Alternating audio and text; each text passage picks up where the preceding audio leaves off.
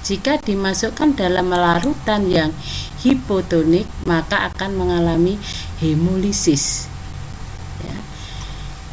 Larut hipotonik kan berarti lebih encer, maka akan masuk ke dalam sel darah merah. Akhirnya sel darah merahnya akan pecah mengembung, ya, pecah ini. Sementara yang hipertonis yang lebih pekat, maka cairan yang ada di dalam sel darah ini akan keluar. Nah, ini akan mengkerut. Nah, ini ya, ini kalau pada sel hewan. Kalau pada sel tumbuhan, ini jika ini isotonis, ya, berarti keadaannya netral. Nah, jika dimasukkan dalam larutan yang hipertonis, maka sel tumbuhan akan mengalami plasmolisis. Jika dimasukkan dalam larutan yang hipotonis, maka akan mengalami turgid, ya, atau mengalami tekanan turgid. Nah, jadi ini ya, ini tentang osmosis.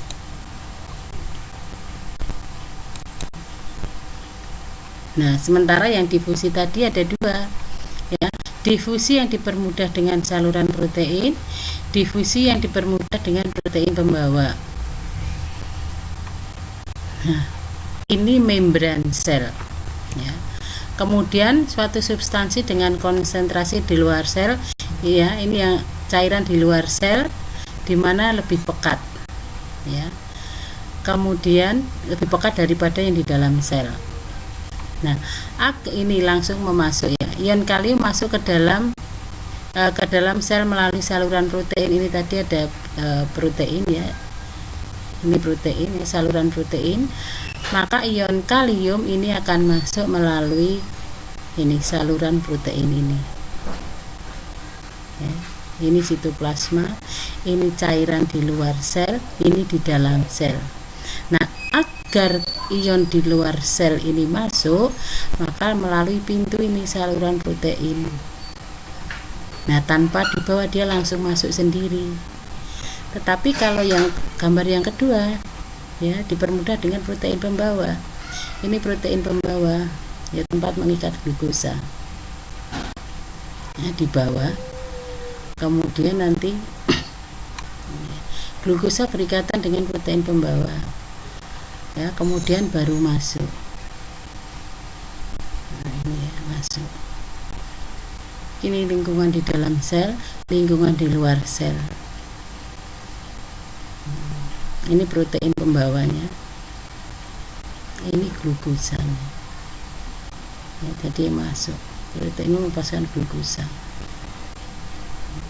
Jadi glukosa ini akan masuk melalui ini protein pembawanya. Nah, ini transport aktif itu yang memerlukan energi. Ada 3, ya, unipor.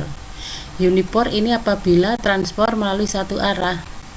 Nah, protein pembawa ini hanya masuk, ya, satu jenis.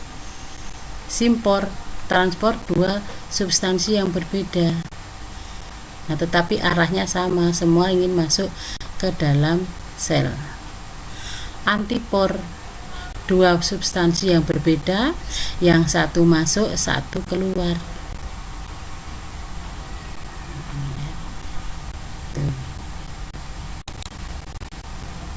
Nah, kemudian sekresi protein melalui retikulum endoplasma dan badan Golgi. Ini gambar dari inti sel. Kemudian ini retikulum endoplasma kasar. Yang bintil-bintil hitam ini ribosom. Ya. Nah, ini prosesnya, ya, tadi sama, ya. Ini nanti mensintesa protein, ya, protein nanti akan dilepas, ini, ya, berbagai vesikel terbentuk dari membran plasma bergerak menuju sitoplasma. Vesikel endositik ini mungkin berdifusi dengan membran atau organel lain, atau tetap utuh sebagai vesikel penyimpan. Vesikel lain yang terbentuk dari membran retikulum endoplasma dan Golgi dapat berdifusi dengan membran plasma. Vesikel eksositik ini kemudian dikeluarkan dari sel. Nah, ini dikeluarkan dari sel. Ini prosesnya. kemudian keluar dari sel. Jalur sekretorinya, pengeluarannya ini dari inti, kemudian melalui RE, dari RE nanti akan keluar melalui membran sel.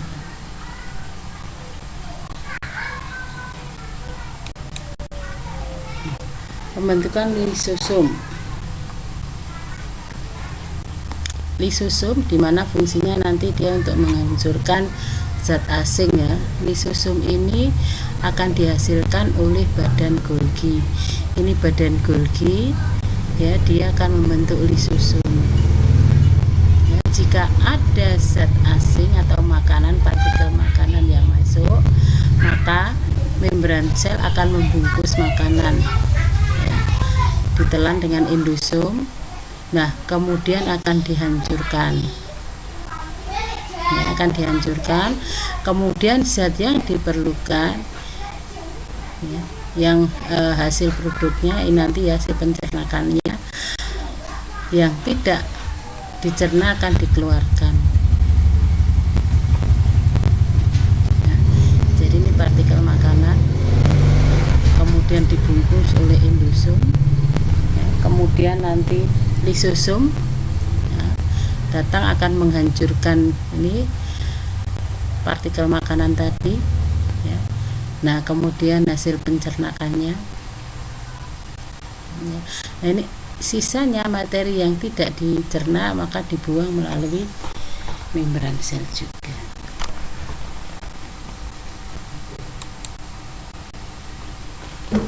Ini mitokondria yang berfungsi sebagai pembentukan energi ya.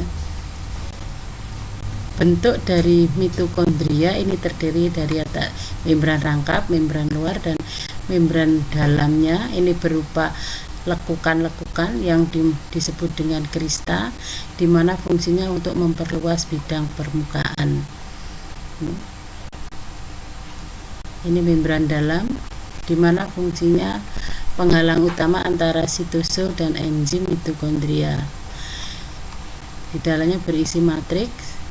Ya, ruangan yang dikelilingi oleh membran dalam mengandung beberapa enzim yang digunakan untuk respirasi seluler dan juga mengandung ribosom dan DNA. Ini krista mengandung molekul penting untuk penghasil ATP.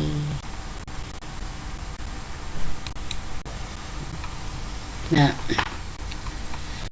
struktur dan fungsi organela pada sel tumbuhan dan sel hewan. Ini ya bisa kalian lihat sendiri, dibaca sendiri. Dari ribosom, retikulum endoplasma, badan Golgi, lisosom, peroksisom, mitokondria. Ini strukturnya dan ini fungsinya. Perbedaan sel tumbuhan dan sel hewan. Ini bisa dilihat, kalian lihat. Ini kloroplas yang hanya terdapat pada sel tumbuhan ya, bagian-bagiannya. Ini tilakoid ya. Kemudian di dalam membran tilakoid ini tempat energi cahaya ditangkap oleh klorofil yang dibawa menjadi ATP. Kemudian stroma, ini tempat menyimpan hasil fotosintesis. Grana, ini tumpuan tilakoid.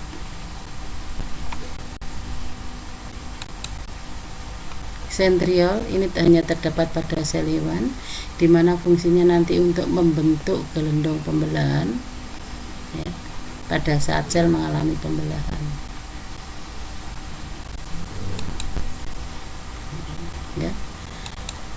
Ya, demikian tadi materi yang kedua, yaitu sistem transport dan organela sel tumbuhan dan sel hewan. Nah, ada yang ditanyakan? Nah, untuk sementara kita akhiri sampai di sini. Kita lanjutkan pada pertemuan yang berikutnya. Jangan lupa tugas dikerjakan. Wassalamualaikum warahmatullahi wabarakatuh.